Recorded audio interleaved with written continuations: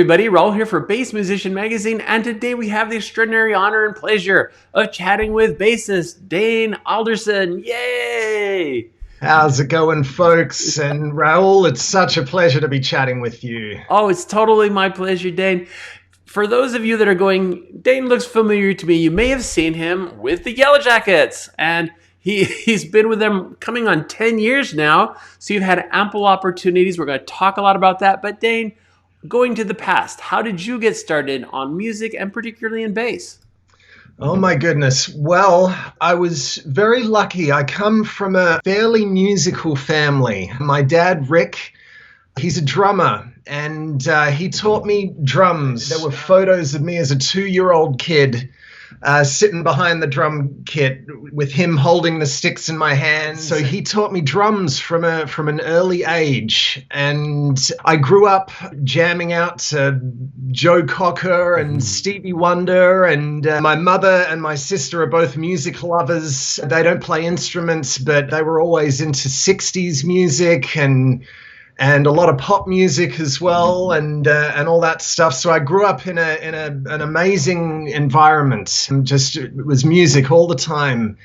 And so I started out as a drummer. That was the plan. I was gonna be a drummer. I was gonna study drums, and that's how it was all gonna go. And then I was probably around 11 years old, and my stepbrother at the time introduced me to the Chili Peppers. Okay. And like, dare I say it, so many other bass players, once I heard Flea, once I heard everything that he was doing, that changed everything for me, man. I wanted to be a bass player immediately. It was the album Blood Sugar, Sex Magic, and One Hot Minute, the 2 Chili Peppers albums. That I'd never heard a bass guitar sound like that before, and there was something about the sound and his technique and his approach. It was just dirty and raw, and his slap technique, and something clicked in my brain, and I wanted to be a bass player ever since. So around about from the age of 13, I started focusing on bass. And that's really how it all began. But my drumming upbringing, my earliest musical love was heavy metal. I was Metallica and Pantera. Those 2 bands, that was my whole life. I used to fall asleep with headphones on, as a little kid, listening to Metallica and Pantera. And I have to give a shout out to Guns N' Roses as well. They were a huge musical influence for me growing up. And so, and I begged my dad for Christmas one year to get me a set of double kick pedals. And, that was my whole life, heavy metal drumming, Lars Ulrich and Vinnie Paul from Pantera.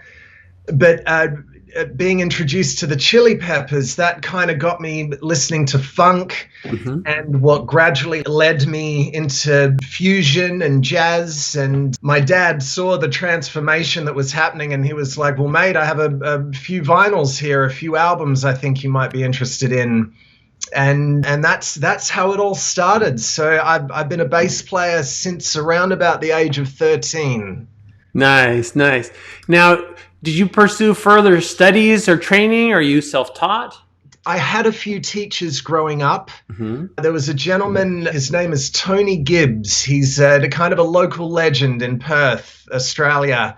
My dad was friends with a couple of colleagues of him, and so I started seeing Tony for some lessons, and he, showed me the basics, showed me some technical stuff, how to play the instrument. He got me started with reading music, and I was really lucky with my drumming upbringing, drums and bass, of course. We have so much in common, and I was learning off a lot of drum rudiment books. So that got me reading rhythms and recognizing rhythms from a pretty early age. So that really helped. Really helped my slap technique as well, like just using my thumb as the kick drum, and whatever finger I was plucking with as the snare. So I would use drum rudiment and drum groove books and just kind of apply it to the bass guitar.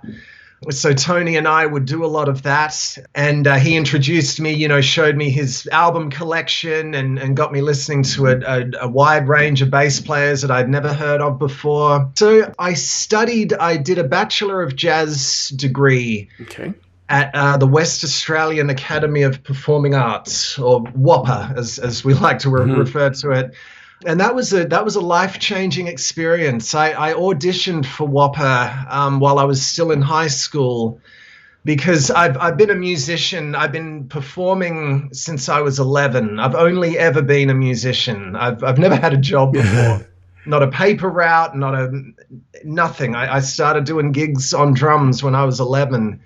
So I knew from an early age what I wanted to do, and that was my goal and my focus. And my parents said, okay, well, why don't you audition for the academy? And I did, and I managed to get in a year early. My parents were a little bit concerned, even though, they both knew that I knew what I wanted to do. And my dad being a musician, they were like, mate, probably finish school, you've gotten this far and everything. But I knew what I wanted to do, and I was really, really passionate about it. And they saw that in me, and so I went for it. And I'm really glad I did, because the people that I met and the things that I learned at that stage of my life in my musical development at the academy, it was just a really good timing, and it got me opportunities that I might have missed had I not pursued it. Indeed. Now, with that, one of the things that happens a lot of times in music education is you have networking and you make connections and opportunities come up. So from Australia, again, the Yellowjackets have been playing together for 50 years, and you're coming on 10 with them. How did you either get on their radar, or how did you manage to join the band? So I was born in Sydney, but I grew up in Perth, and I lived in Perth for nearly 29 years. And I made the move to the US back in 2012. Okay. My mother, Judy, is the American one of the family. She's from New Jersey originally. And her and my sister, they moved to Virginia here, Charlottesville, Virginia, maybe 24 years ago now, to be with my mum's side of the family. And my sister always wanted to visit the US. And so they both came over here, and they never came back to Australia. Oh. They loved it, which was kind of the plan for them. But I hadn't visited them or seen them for it was probably coming up to 3 or 4 years. And my living situation in Perth changed slightly. And I thought, well, you know what? I really want to get to the US. I really want to pursue my career more in the US. And my goal was always to, move to New York. And as so many jazz musicians, we gravitate towards New York, usually at some point. So I moved to Charlottesville, Virginia in 2012. Wow. And when I first moved, I was doing some really cool singer-songwriter gigs and some folk type of gigs, stuff that I hadn't done too much of back in Perth. But it was great. It was just a complete change of scenery and a change of everything, basically.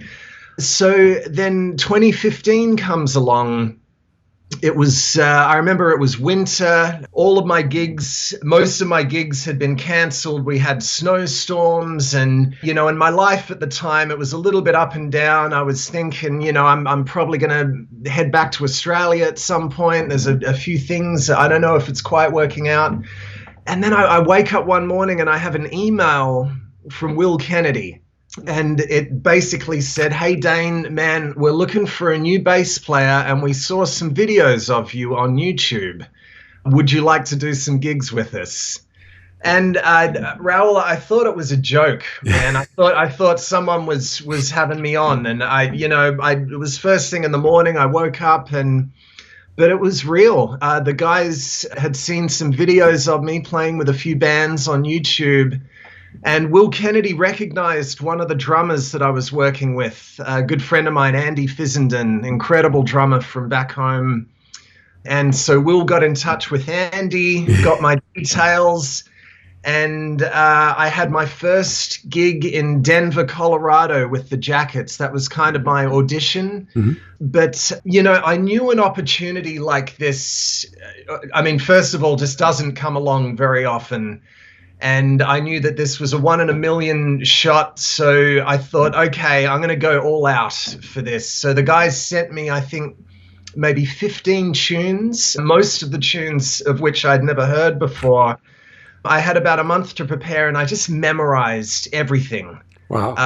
So I was falling asleep listening to the music, in my car, doing dishes, listening to the music, and singing melodies and trying to remember grooves and, saying the chords out loud, in this section.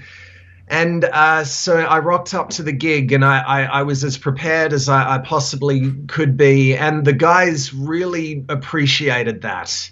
If there's any advice I could give any aspiring musicians, if you're lucky enough to have, some of your heroes reach out to you, or you have an opportunity to play with them, going that extra mile and memorizing as much as you can, and it really goes a long way. And it certainly did in my case. The guys were extremely appreciative, and it was a really good start to the journey, Nice. Yeah. When you join a group that is as established as the Yellowjackets are, you're filling shoes of who came before you. But by this same token, when the nature of jazz and fusion and all that, it seems like you'd have a lot of flexibility to make it your own as well.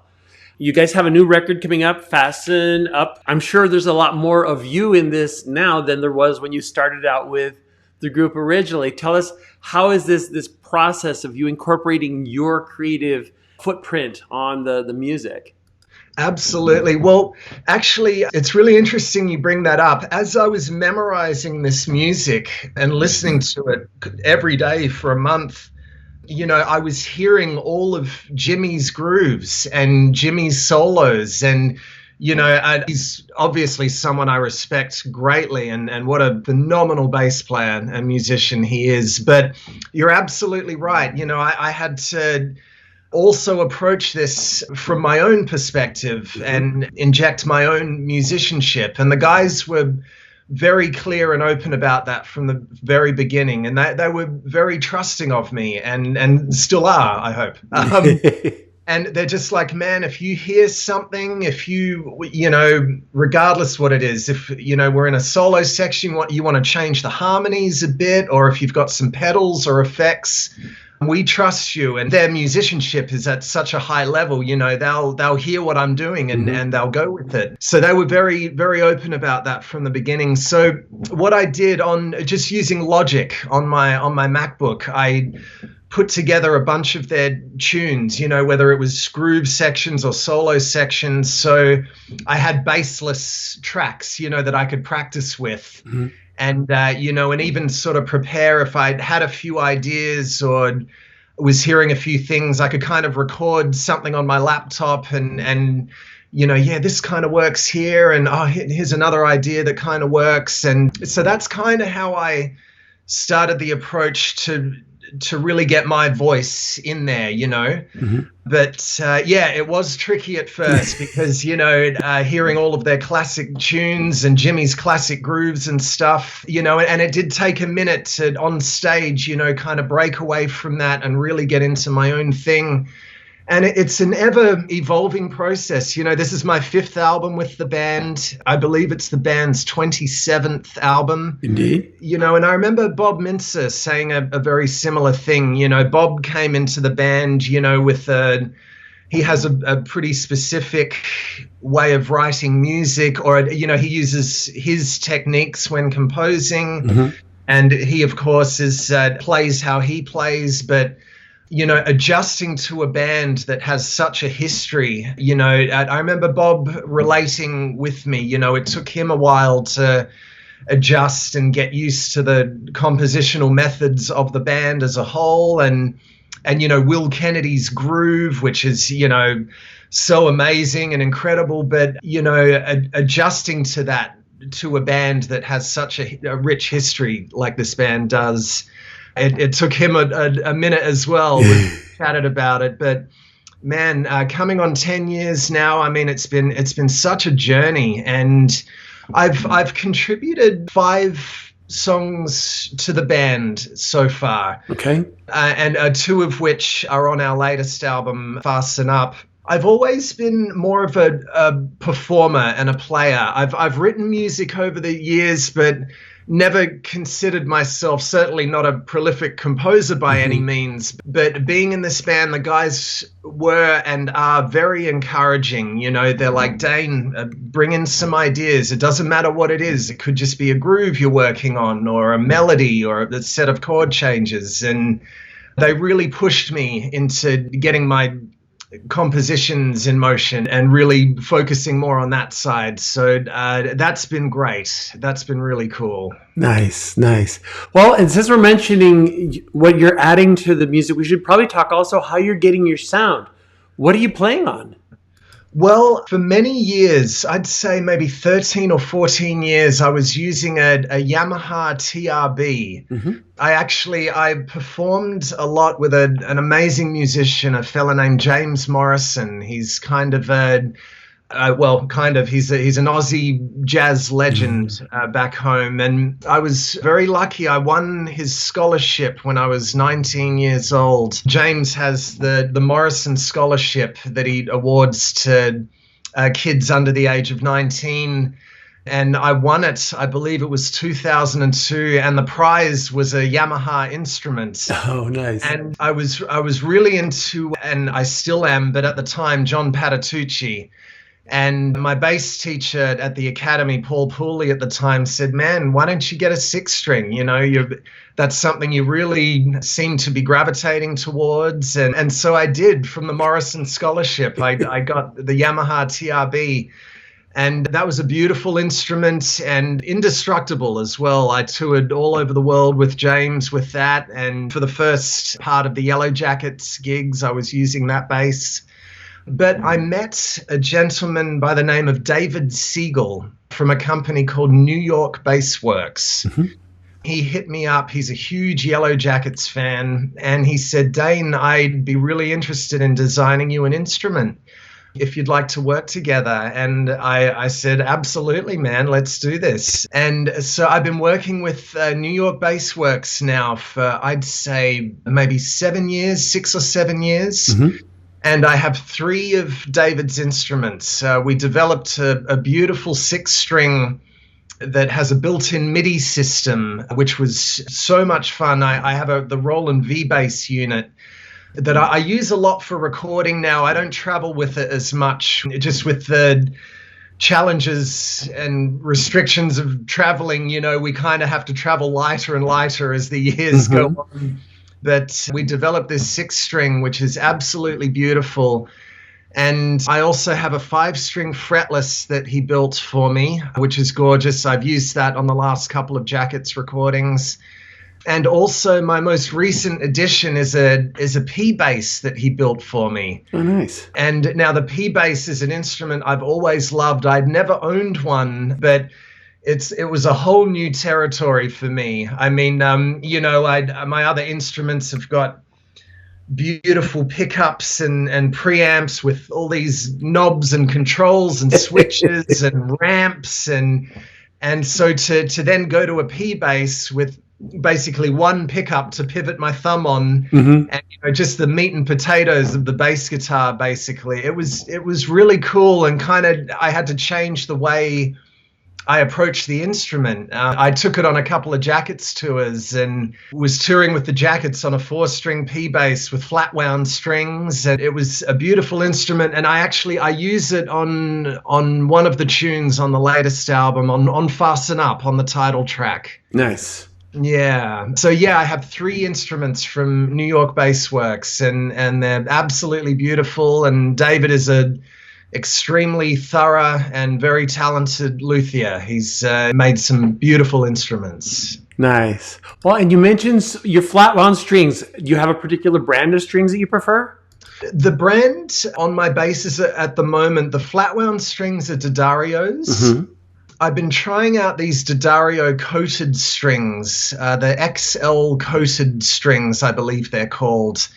I was and still do use Elixir strings every now and again. The coated technology, not only do they feel great under your fingers, but they just last so much longer, and you can get away. I don't have to change my strings for 2-3 months sometimes. No. Which is great, but I'm trying out these D'Addario coated strings at the moment, which are really nice and which I believed I used on Fasten Up on the latest recording. Very cool, very cool. And amplification or any other elements to your sound chain? Absolutely. So I've been using Aguilar amplifiers since my first album with the Jackets, since back in 2015. Mm-hmm. Coherence was the name of that album. My preferred setup, I have a 1x15 on the bottom and an SL, the cabinet, the super light cabinet, and an SL 2x10 on top of that. And that's what I use at home, and that's what I use in the studio as well. So I have a direct line going straight into the desk. I have those two cabinets mic'd up in a separate room in the studio. And so my sound is basically a mix and a blend of all of those signals. But I have to say the 1x15, the sound of that cabinet, we used a fair bit of that in the final mix. And I love the Aguilar cabinets. And an AG700 Aguilar head. Okay. That's an amp head that I've had maybe for a couple of years now, but it's just beautiful. I'm in love with those cabinets, and Aguilar, the amplifiers and technology, super reliable and just really lovely amplifiers to use. Very nice, very nice. So as we look ahead, again, recent release of Fasten Up. What's in the works for the future? What are the plans? Well, Fasten Up, it will certainly be out and released very soon. Actually, this Friday, the 21st, mm-hmm. It'll be released.